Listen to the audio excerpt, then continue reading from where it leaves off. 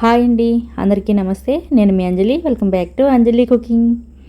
ఇవాల్టి వీడియోలో కప్పు బొంబాయి రవ్వతో జంతికలు ఎలా చేసుకోవచ్చో చూపిస్తున్నాను. శనగపిండి లేకుండా, నూనె కూడా పీల్చకుండా జంతికలు ఎప్పుడు చేసినా గుల్లగా కరకరలాడుతూ పర్ఫెక్ట్గా కుదరాలంటే ఇలా ఒకసారి ట్రై చేయండి. మనం శనగపిండి వాడి చేసే జంతికలకి ఈ జంతికలకి చాలా డిఫరెన్స్ అయితే ఉంటుందండి. ఇలా ఒకసారి జంతికలు చేశారంటే మీరు ఎప్పుడు చేసినా ఇలాగే చేస్తారండి. పైగా అస్సలు శనగపిండి అనేది వాడం కాబట్టి ఎవరైనా అంటే గ్యాస్ ప్రాబ్లం ఉన్న వాళ్ళకైనా సరే ఈజీగా డైజెస్ట్ అవుతుందండి. జంతికలు చేస్తే టైం లేని వాళ్ళు, ఓపిక లేని వాళ్ళు ఈ వీడియో చివరిన కానీ డిస్క్రిప్షన్ బాక్స్లో కానీ మా నెంబర్ ఇస్తాను, వెంటనే ఆర్డర్ చేసుకోండి. ఇక జంతికలు ఎలా చేసుకోవచ్చో చూసేయండి. ఫస్ట్ అయితే మనం పిండి కలుపుకోవడానికి వీలుగా ఉండే వెడల్పాటి గిన్నెను తీసుకొని పిండి జల్లించుకోవాలి. జల్లెడలోకి 2.5 కప్పుల దాకా పొడి బియ్య పిండిని తీసుకొని జల్లించుకోవాలి. జల్లించుకోగా వచ్చిన రవ్వ అంతా కూడా పక్కకు తీసేయండి. ఇప్పుడు ఇందులో 1 టీ స్పూన్ దాకా వాముని చేతిలోకి తీసుకొని క్రష్ చేసి వేసుకోండి.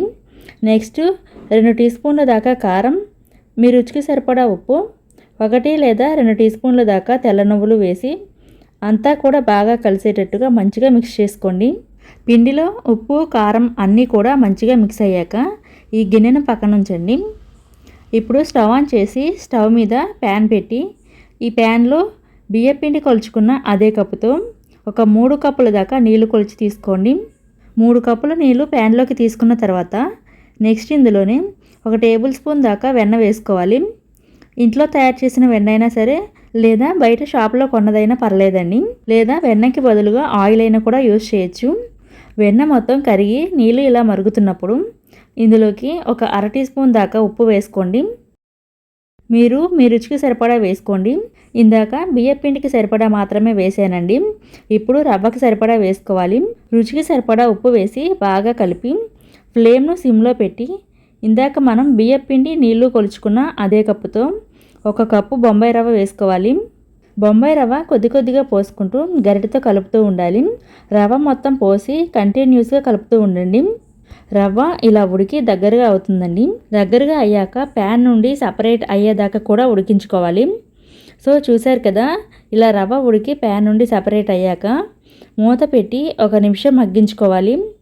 1 నిమిషం మగ్గించుకున్న తర్వాత స్టవ్ ఆపేసి మూత తీసి మ్యాషర్తో కానీ పప్పుగుత్తితో కానీ బాగా మ్యాష్ చేసుకోవాలి. లేదా ఇలాంటి స్పాచులా అయితే ఇంకా బెటర్గా ఉంటుందండి. స్పాచులాతో అయితే మెత్తగా మ్యాష్ అయిపోతుంది. ఇది వేడి మీద ఉన్నప్పుడైతే మెత్తగా మ్యాష్ అవుతుందన్నమాట. సరిగా మ్యాష్ చేయకపోతే జంతికలు ఆయిల్ ఎక్కువగా లాగేస్తాయి. సో ఇలా మెత్తగా మ్యాష్ చేసుకోవడం వల్ల జంతికలు ఆయిల్ లాగకుండా చాలా పర్ఫెక్ట్గా వస్తాయి. ఇలా మెత్తగా మ్యాష్ చేశాక చల్లారనిచ్చి పూర్తిగా చల్లారిన తర్వాత బియ్యపిండిలోకి ఉడికించి మ్యాష్ చేసుకున్న రవ్వ మొత్తాన్ని వేసుకోండి. మొత్తం వేసి ఫస్ట్ నీళ్ళేమీ వేయకుండా రవ్వలోని తేమతోనే మిక్స్ చేసుకోవాలి. ఉడికించుకున్న రవ్వ, బియ్యపిండి రెండూ కూడా బాగా కలిపిన తర్వాత 1 కప్పు నీళ్లు తీసుకొని అవసరానికి తగ్గట్టుగా నీళ్లు కొద్ది కొద్దిగా పోసుకుంటూ పిండి ముద్ద అయ్యేదాకా కలుపుకోవాలి. సో నేను మీకు మొత్తం కలిపిన తర్వాత కూడా కన్సిస్టెన్సీ ఎలా ఉండాలో చూపిస్తానండి. సో చూసారు కదా, కన్సిస్టెన్సీ అయితే ఇలా ఉండాలండి.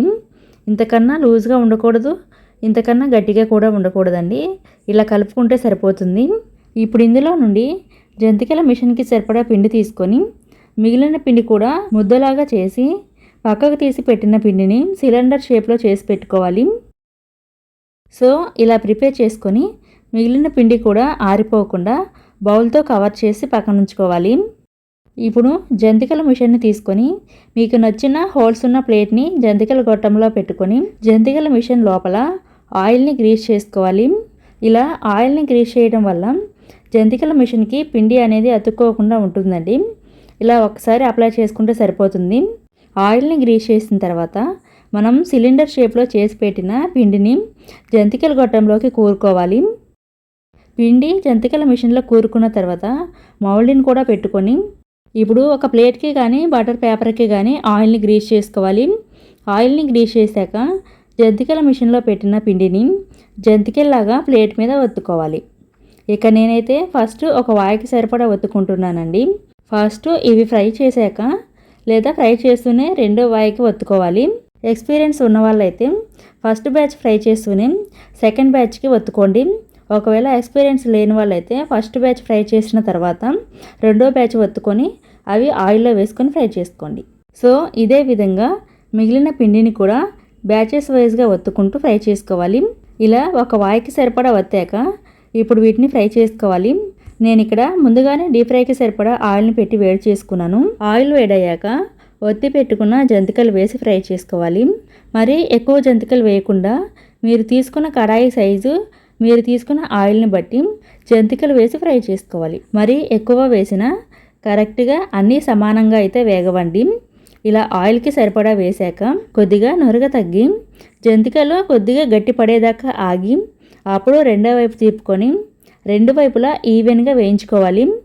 ఇవి వేగటానికి కొంచెం టైం అయితే పడుతుందండి. సో చూశారు కదా, ఈ విధంగా కలర్ చేంజ్ అయ్యి ఆయిల్లో వచ్చే నురగ తగ్గి క్రిస్పీగా అయిన వెంటనే జంతికల్ని ఆయిల్లో నుండి తీసేయండి.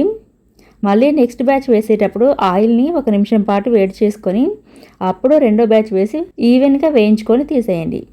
ఎక్స్ట్రా ఆయిల్ని డ్రైన్ చేసుకొని ఒక వెడల్పాటి బౌల్లోకి కానీ ప్లేట్లోకి కానీ తీసుకొని చల్లారనివ్వండి. పూర్తిగా చల్లారాక ఒక ఎయిర్ టైట్ డబ్బాలో స్టోర్ చేసుకుంటే 10 నుండి 15 రోజుల పాటు ఇంతే ఫ్రెష్గా, ఇంతే క్రంచీనెస్తో ఉంటాయండి.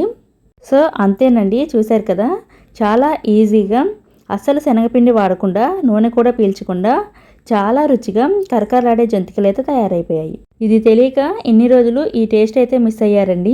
నన్ను అడిగితే ఖచ్చితంగా ట్రై చేయాల్సిన రెసిపీ అనే చెప్తాను. సో ఇక లేట్ ఎందుకు, మీరు కూడా మీ ఇంట్లో తప్పకుండా ట్రై చేయండి. ట్రై చేసే టైం లేకపోయినా ఓపిక లేకపోయినా స్క్రీన్ మీద కానీ డిస్క్రిప్షన్ బాక్స్లో కానీ మా నెంబర్ ఉంటుంది, ఈ జంతికల్ని ఆర్డర్ చేసుకోండి. అండ్ అలాగే ఈ వీడియో నచ్చితే లైక్ చేసి ఈ వీడియోను మీ ఫ్రెండ్స్ అండ్ ఫ్యామిలీకి షేర్ చేసి మా ఛానల్ని సబ్స్క్రైబ్ చేసుకోండి. Thank you for watching.